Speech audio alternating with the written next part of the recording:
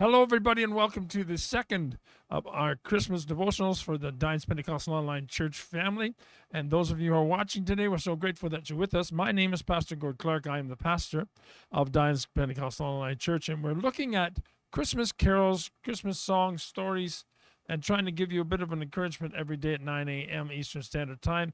And during this time of year when it can be lonely for some people, it can be very, very busy. But we also want to always focus in on who the season is about. It's said sometimes Jesus is the reason for the season. I like to say Jesus is the season. It's Christmas. It's about him. And so we're going to look at a very famous hymn today, and the hymn is called Hark the Herald, Angels Sing. Now, the hymn, the word hymn itself, means a song of praise. It comes from the Greek hymnos. And so in English, we translate that to hymn, and it refers to a song of praise.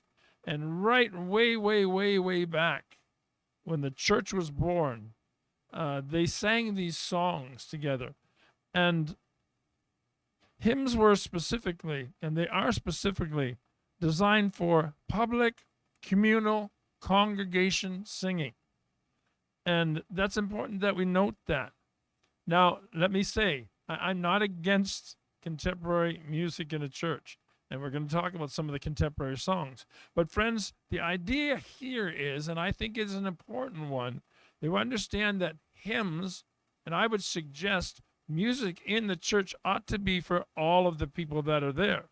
So one of the aspects of it is that overwhelmingly, they were purposely put in singable keys. Now, I have a pretty good vocal range, not as much as I used to, but I used to have pretty close to 4, maybe just over 4 octaves. It's a lot less than that now. But I can even go into a church now sometimes, and the songs that are sung in the times of praise and worship musically to God are not in singable keys in most cases.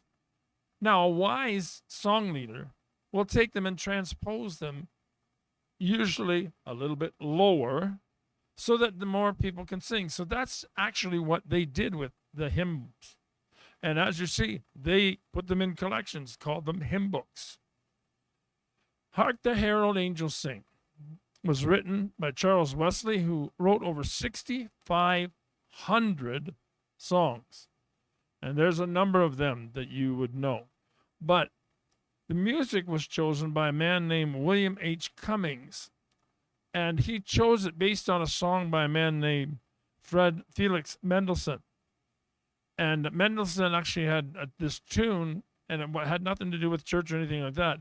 But as often was the case with Wesley, who took different tunes from different places and put his words to it, or sometimes the words first and then put the tune to it, that's what happened here. And again, it's 1739. This is something that has gone through time. And what happened was another man named George Whitefield, he changed the first line and gave us what we know as the one we sing now, Glory to the Newborn King. Now, sometimes people suggest, and I've even made this suggestion on occasion, that we have to be careful when we talk about angels singing. It is absolutely true that you can find instances of angels singing. And the Greek word in Luke chapter 2, 13, 14 is legonton. I'm not sure if I'm pronouncing that correctly, but it means to speak or to sing in the poetic form of when they're talking about the angels singing in Luke chapter 2. That's what it's historically understood as. A song. So obviously, what Wesley did, Wesley wrote this based on his knowledge of the scriptures. His brother, of course, the famous preacher John Wesley, both the founders of the Methodist movement, and he wrote this song and he expressed it in such a way that we say, Hark the Herald Angels Sing, glory to the newborn King. Now, that's the question I want to leave us with before we show you the song, or at least a piece of it. Glory to the newborn King. It's all about who gets the glory. Now, we live here, I live here in Canada. We live in North America. And there are a lot of things and a lot of people that we give glory to who I don't think are deserving of it. Because I want us to concentrate the focus of what real glory is. Glory is honor, praise, worship, be it verbal, be it instrumental, be it with music or without music. Most importantly, be it with our lives. Who do we give glory to? We need to give glory to the newborn King. Not an athlete, not an actor, not a politician. Give glory to the Savior, the one who came so that we could know him in right relationship. Let's do that this Christmas. Let's give glory to the newborn King and the risen Savior and the coming King. Here's Hark the Herald.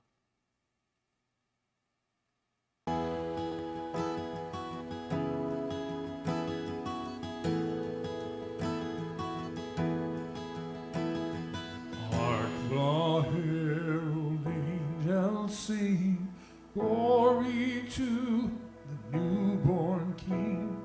Peace on earth, mercy mild, God and sinners reconciled.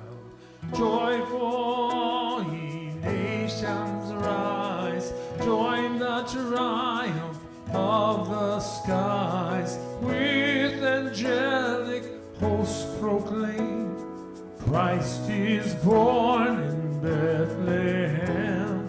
Hark the herald angels sing, glory to the newborn King.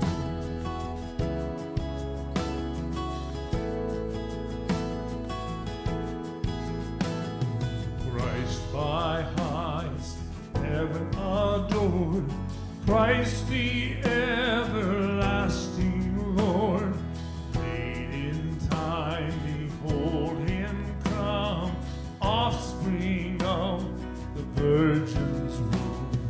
Veiled in flesh, the Godhead seen, hail incarnate deity, pleased with us in flesh to dwell. Jesus our Emmanuel. Hark the herald angels sing, glory to the newborn King.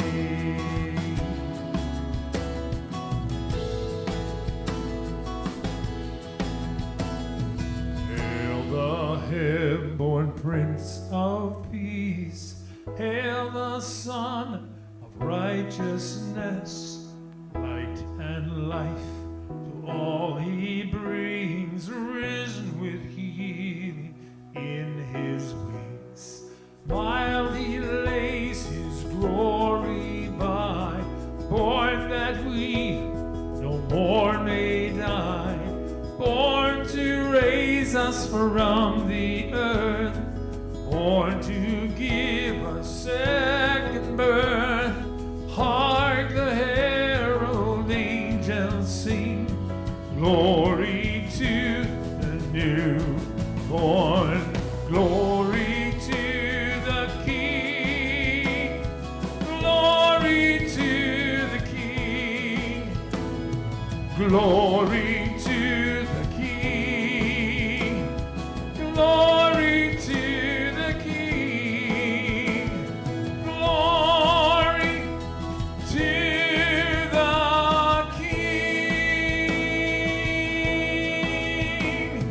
glory to the King.